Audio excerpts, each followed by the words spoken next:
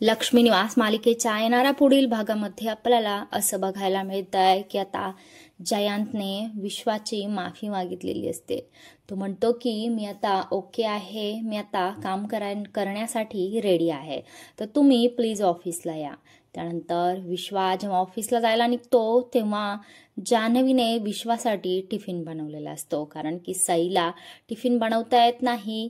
त्याच्यामुळे जान्हवी आता विश्वासाठी टिफिन बनवतेय, पण सईकडे नेऊन द्यायला सांगते। सई विश्वाला अगदी प्रेमाने टिफिन नेऊन देते।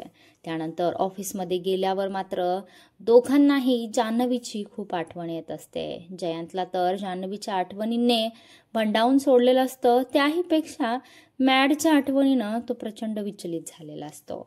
त्यानंतर जेव्हा विश्वा जयंतला म्हणतो की या सेल्सबद्दल तुमचं काय मत आहे मिस्टर कानेटकर, परंतु जयंतचं अजिबात याकडे लक्ष नसतं। जयंत म्हणतो की मिस्टर देशमुख, आपण आजची मीटिंग कॅन्सल करूया आणि उद्या राहिलेलं बोलूया, कारण माझी मनस्थिती बिघडलेली आहे।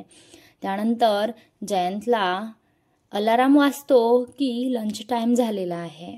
त्यानंतर जयंत विश्वाला म्हणतो की mister Deshmukh, it's lunch time, तर तुम्ही लंच करून घ्या। त्यानंतर विश्वा विचारतो की तुम्ही डबा आणलाय का। त्यावेळेस जयंत म्हणतो की आता मला कोण डबा देणार, आणि मग विश्वाला जयंतची दया येते। विश्वा म्हणतो की मिस्टर कानेटकर, मी टिफिन आणलेला आहे, तो आपण शेअर करूया, आणि आता जान्हवीने बनवलेला टिफिन जयंत खाणार आहे। काय जयंत आता जान्हवीच्या हाताची चव ओळखेल का।